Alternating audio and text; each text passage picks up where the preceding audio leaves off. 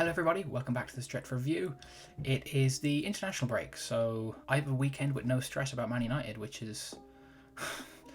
we've only had 3 Premier League games and I'm already feeling the stress. But thankfully we have an international break, so I don't need to stress about Man United this weekend. So I was thinking about kind of video ideas for this week, and the thing I landed on was really a kind of a transfer window review. So the transfer window has closed. We did get Lemons through the door, so that's good. I remember my last video, it was on a Saturday, and the following Monday was the last day of the window, 7 PM.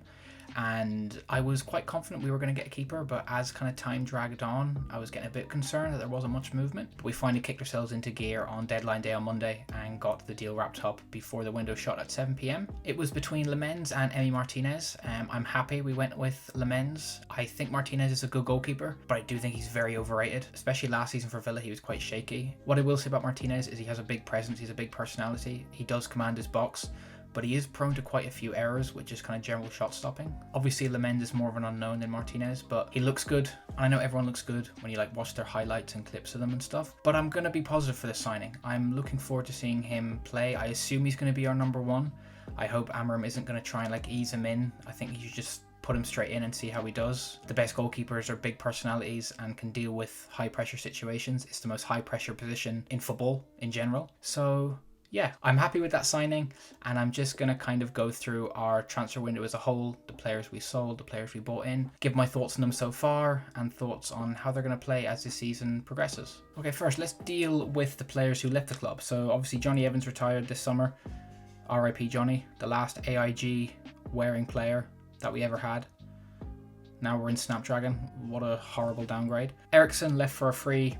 Fine with that. Lindelof also left for a free, and I think Lindelof went to Villa, so good for him, I guess. But yeah, Lindelof, Ericsson and Evans were all, they're not major losses. Garnacho to Chelsea for 40 million. Garnacho's a bit like Sancho to me. I just don't want to talk about him or think about him. He's gone. He was a head wreck. I don't think he's anywhere near as good as he thinks he is. I think he can be a good Premier League player. If he can go up to that elite level, I'm not too sure. I think he is arrogant. I think he has a bad attitude, and he shouldn't be as arrogant as he is, considering how bad we were, and he was a part of that. He played a lot of games last season and didn't do anywhere near enough. So yeah, happy to get rid of him. I know a lot of people said 40 million in this market was quite cheap for him, but honestly, I'm just glad he's gone. Anthony went to Betis. That's another deal that kind of dragged out all summer. I thought when the summer window opened, he'd be quite quick to go, but it just kind of dragged on and on and on. And then it looked like he was going to Betis. Then it looked like Betis pulled out because of his wages or a signing on fee or something like that. But they got it over the line. I think we got around 22 to 25 million for Anthony, which is a horrible return on investment. We paid 90 million euros for him. I was really excited when we bought Anthony 3 summers ago. I thought he was going to be a star for us, but look, it just hasn't worked out. He was a terrible signing, unfortunately. And the fact that we spent that much on him and only got that much in return when he's leaving at 24, 25 years of age. I mean, we can't ask for more than 25 million from him. He's not worth more than that. He's just hasn't progressed the way I thought he would. Another player, a bit like Garnacho in the sense that I'm happy to get him gone, although I do have a lot more respect for Anthony than I do for Garnacho, for sure. And also Jadon Sancho. So Jadon Sancho has left on loan to Villa. See, at least Garnacho and Anthony left. They're permanently gone. They're not going to come back to this club. Chances are Sancho will be back next summer, and we're going to go through another summer where for months and months we hear lots of clubs holding talks with him and he just doesn't move on. I was really hoping this was going to be a permanent move, but it's not. It's dragging on to another loan. We loaned him to Dortmund, we loaned him to Chelsea, now we loaned him to Villa.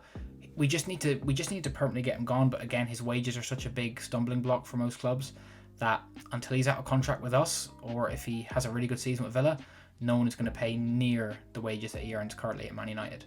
Okay, and now our incomings for the window. So our first signing of the summer was Matheus Cunha for 62.5 million. I've been really impressed with Cunha the first few games. He always looks a threat. He's not afraid to have a shot from distance. He links up well, but the thing that I've liked the most about Cunha so far is his driving with the ball.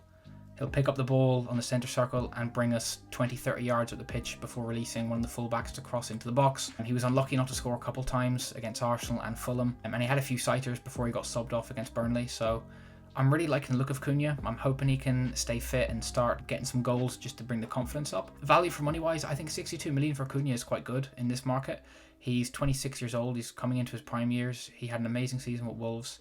He's one of the best attackers in the Premier League. I'm really happy with the Cunha signing, and I think he's going to be very good for us. Then we have Brian Mbeumo, our top scorer this season with 2 goals. Let's go. Mbeumo, I'm really happy with Mbeumo, especially against Burnley. He was our best player by far, always looked dangerous. He's starting to look like he's forming a decent relationship with Ahmad on that right-hand side, which was a worry for me after the Fulham game when they first played together. But yeah, he's been a bright spark in a very weird start to the season. He got 20 goals in the league last season for Brentford, so he's well used to the Premier League. He's a good goal scorer. He's probably the closest right winger in terms of style and output to Salah.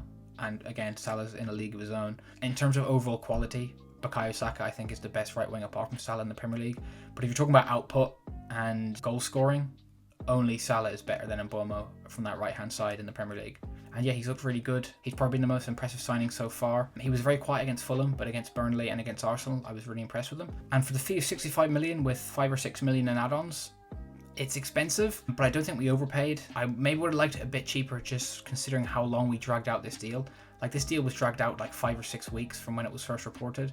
So I was hoping that we might be under 65 million if we were dragging it out that long. But Brentford held firm and they got their 65 million, and it'll probably rise to 70 million in the end. Well, fingers crossed, that means he's probably achieved some good things with the club if it rises to 70 million. Again, not the best value for money transfer ever, but I think it was a good buy. I don't have any problem with spending that much money on Mbeumo. And then we have the most worrying transfer. So Benjamin Cesco. I kind of got caught up in the hype. I was watching a lot of clips of Cesco at Leipzig when we signed him, and he looked really promising. He still is promising. Like, he's a young striker who's got something to prove, a lot to prove.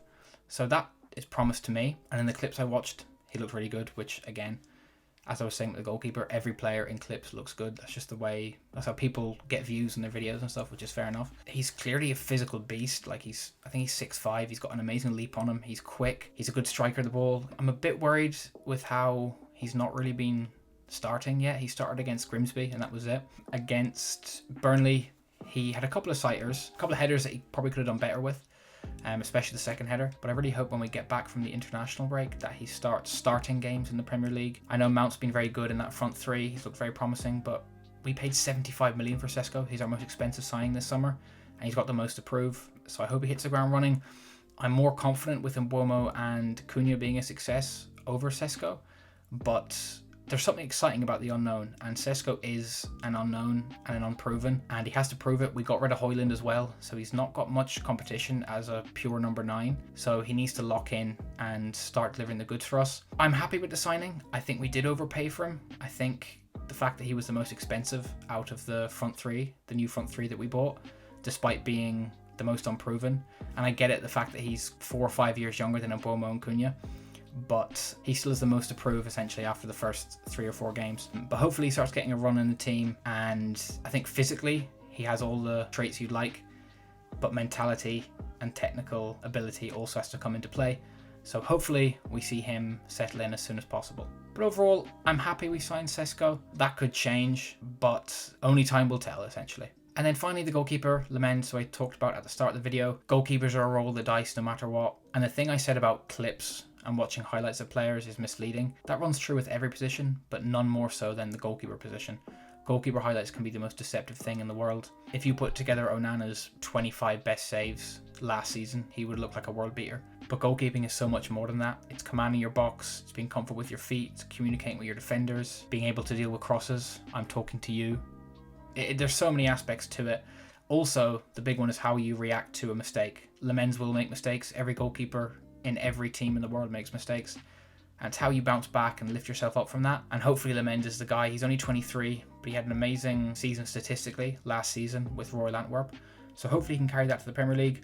I'm excited about him. I'm so happy we got a keeper in. To be honest, any goalkeeper I would have accepted, because I'm pretty confident any keeper we would have brought in, including Emi Martinez, would be better than both Bayındır and Onana. I'm looking forward to seeing him. I hope we just throw him in goal in the Manchester derby and get him stuck in as soon as possible. Sometimes you need to just jump in the pool and just get to it, and I think that's what Amorim will do. Hopefully we see Cesco and Lemens starting that Manchester derby, which I will be doing a preview for next week. My lineup, how I think the game's going to go, all that kind of stuff. But yeah, the transfer window overall score out of 10, I'm going to give it a 7 out of 10. I think you could possibly bump it to a 7.5 to 8 out of 10 if you take into consideration what we were told this window is going to be like after losing that Europa League final to Spurs. We were told we don't have any money, we're going to struggle to rebuild this team, but we have spent quite a lot. Bit annoyed we didn't get a midfielder, especially with Amorim's formation. Not getting the midfielder could prove quite costly. And again, judging a window out of 10 before the players have even played 5 games for us, it's a bit premature. It's just my gut feeling on the signing so far from what I've seen and what I'm expecting and how I expect them to fit in to our team down the line. I'm giving it a 7 out of 10. It could rise to a 9 out of 10. It could drop to a 5 out of 10. Time will tell at the end of this season and beyond. Yeah, I'm going to go with the 7 out of 10, and hopefully that will rise to an 8 or 9 out of 10. But yeah, this is just a quick little video, guys, on our transfer window, our ins and our outs. I'm glad we have a break this weekend. I was so happy when the Premier League came back and was so excited to get stuck into a new season. But after this insane start we've had, it's nice to get a little breather, hopefully get Cunha back, although I don't think he'll be risked for the derby. And yeah, the middle of next week I'll probably release my preview for the Manchester derby. Let me know what you guys think of our transfer window. What was your rate out of 10? Was I too harsh? Was I not harsh enough? Let me know, guys. Thanks for watching. I'll see you in the next one.